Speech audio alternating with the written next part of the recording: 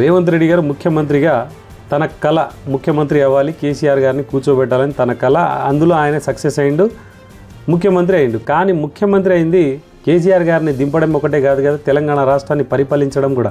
తెలంగాణ రాష్ట్రాన్ని పరిపాలించాలంటే మీకు ఏవైతే కోరికలు ఉన్నాయో ఆ కోరికలన్నీ తీర్చుకోవడానికి తెలంగాణ రాష్ట్రంలో ముఖ్యమంత్రి పొజిషన్లో ప్రజలు అందుకని కూర్చోలే. మీరు ఫుట్బాల్ ఆడుకోండి, క్రికెట్ ఆడుకోండి, ఫ్లైట్లలో ఎగరండి, మీరు వీలైతే హీరోగా ఉండి మూవీ తీసుకోండి. రేవంత్ రెడ్డి గారు మీ కోరికలు తీర్చుకోవడానికి ప్రజల డబ్బుని దుబారా చేయకండి. ఈరోజు రేవంత్ రెడ్డి గారి ఫుట్బాల్ హాబీని నెరవేర్చుకోవడానికి మర్రి చెన్నారెడ్డి వనరుల అభివృద్ధి సంస్థ దగ్గర 5 కోట్ల రూపాయలు పెట్టి ఫుట్బాల్ గ్రౌండ్ని నిర్మించుకున్నారు. తాత్కాలిక ఫుట్బాల్ గ్రౌండ్ని నిర్మించుకొని రేవంత్ రెడ్డి గారు చెడ్డీలు నిక్కర్లు వేసుకొని అక్కడ ఫుట్బాల్ ఆడుతూ ఉన్నారు. మరి ఈయన గోల్డ్ మెడల్ తెస్తాడా, సిల్వర్ మెడల్ తెస్తాడా చూద్దాం, అది సెకండరీ. ఇంకొకటి హెలికాప్టర్లని వీళ్ళు విచ్చలవిడిగా వాడుతూ ఉన్నారు. ఎందుకంటే ఈరోజు నువ్వు తీసుకున్నావు, రేపు నాకు ఇవ్వు అని చెప్పేసి ఒకరికొకరు పోటీ పడి మరి మీరు 4 రెడ్డిలే వాడతారా, మాకు ఇవ్వరా అని చెప్పేసి ఇక్కడ నుంచి సూర్యాపేట పోవడానికి, అక్కడ నుంచి సిద్దిపేట పోవడానికి, ఇక్కడ నుంచి వికారాబాద్ పోవడానికి కూడా హెలికాప్టర్ని ఒక సైకిల్ కంటే హీనంగా వీళ్ళు వాడుతున్నారు. ఒక హెలికాప్టర్ని ఒకరోజు బయటికి తీస్తే మినిమం మన తెలంగాణ రాష్ట్ర ఖజానాకి వెళ్ళి 15 నుంచి 20 లక్షల రూపాయలు ఖర్చు అవుతుంది. రేవంత్ రెడ్డి గారు ఎవరు పిలువని పేరంటానికి మన ఢిల్లీ CJI గారు, chief justice of India Suryakant గారి ప్రమాణ స్వీకారానికి వెళ్ళి 80 లక్షల రూపాయలు ఖర్చు పెట్టిండు ఫ్లైట్లోకి వెళ్ళి.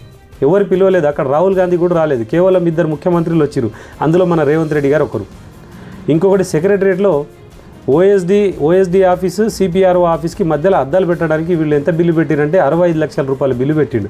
కేవలం అద్దాలు పెట్టడానికి పార్టీషన్ కోసం 65 లక్షల రూపాయలంట. ఎవడు తెలంగాణ, ఎవడు కష్టపడ్డాడు, ప్రజల ట్యాక్స్ కట్టి ఎవరికి దింపిస్తున్నాడు, మీ కోరికలు నెరవేర్చుకోవడానికి మిమ్మల్ని ఈరోజు అధికారంలోకి తీసుకొచ్చింది ప్రభుత్వం. ఈరోజు సర్కార్ నడిపిస్తుందా, సర్కస్ నడిపిస్తుందా అర్థమైతలేదు.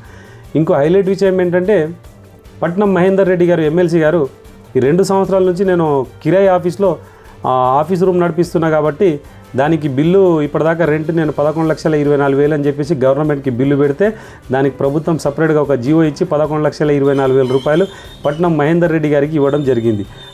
ఇంకో హైలైట్ ఏంటంటే ఆయన ఏదైతే ఇంట్లో ఉండి ఇప్పుడు బిల్లు పెట్టిండో గవర్నమెంట్కి రెంట్ అని చెప్పేసి ఆ ఇల్లు ఆయన కొడుకుదే, వాళ్ళ సొంతిల్లో ఉంటూ ప్రభుత్వాన్ని బురిడి కొట్టించి 11,24,000 రూపాయలు తీసుకున్నారు. ఇది రేవంత్ రెడ్డి గారికి తెలుసు, అందరికీ తెలుసు. అయినా బిల్ పాస్ చేసేసి దానికి ఒక జీవో ఇచ్చి.